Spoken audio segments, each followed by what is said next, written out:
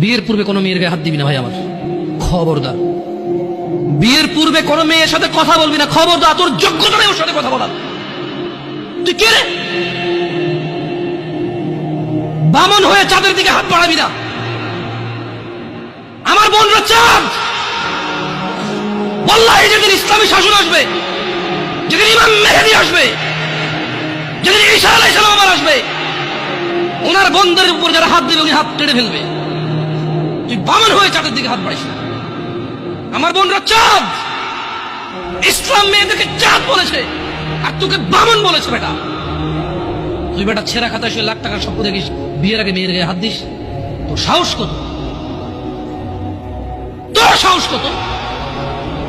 তুই জানিস না মুহাম্মদ সাল্লাল্লাহু আলাইহি সাল্লাম বলছে নেক স্ত্রী দুনিয়াতে যা আছে ওর চেয়ে বেশি উত্তম।